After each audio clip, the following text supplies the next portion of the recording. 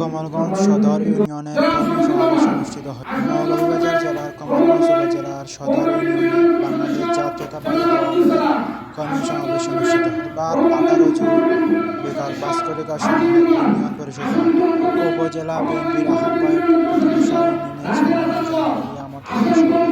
যুগ্ম আহ্বায়ক আবুল হোসেনের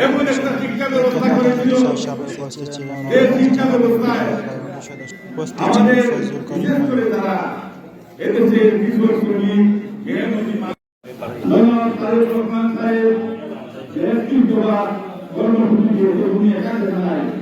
বর্তমানে বাংলাদেশ কর্মসূচি দিয়েছেন আর বর্তমানে এই এবং ভবিষ্যতে বাংলাদেশকে আমরা প্রেসিডেন্ট শক্ত ছিল ম্যাডাম খালেদা জিয়াতে শক্ত ছিল এই আমরা বাস্তবায়ন করবো। বাংলাদেশের যাতে কৃষকের ছেলেরা, বাংলাদেশের যাতে শ্রমিকের ছেলেরা, বাংলাদেশের যাতে গরিবের ছেলেরা সুন্দর আমাদের উপস্থিত হয়েছে এবং কথাবার্তা শুনছেন। আপনাদের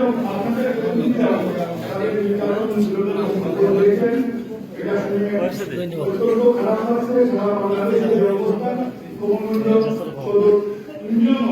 এর বাইরে ছিল না।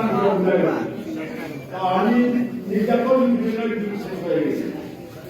আমি শুধু একটু বলবো, আমরা আজকে নির্যাতন বিষয়টার পরে আমরা যারা এবং বিএনপিকে আগে ধরে রাখছি, বিএনপি চাই নাই, বিএনপি প্রতি আনুগত্য থেকে আমরা বিগত আন্দোলন সংগ্রাম করেছি। আপনারা দেখছেন যে আমাদের রাষ্ট্রপতি সাহেব যারা তারেক রহমান সাহেব আমাদের ইতিমধ্যে নির্দেশ দিয়েছেন সিআরপির জন্য। সিআরপি বলতে কি? যারা বিগত আন্দোলন সংগ্রামে যারা সম্পৃক্ত ছিল, যারা ছিল না তারা নয়, যারা ছিল তাদের কথা, যারা আমরা তাদেরকে মূল্যায়ন করে বিভিন্ন কমিটিতে পদ পদবিতে আপনারা তাদেরকে সম্পৃক্ত করবেন। এটাই হচ্ছে আমাদের ভারপ্রাপ্ত চেয়ারম্যান তারেক রহমান সাহেবের নির্দেশ। আমরা আজকের কম লোক নয়, অনেক এবং এখানে কোনো বিশেষ করে বয়স্ক লোকরাই এবং মধ্যবয়সীরাও আমাদের এখানে উপস্থিত হয়েছেন। আমি সকলকে আন্তরিক ধন্যবাদ জানাই।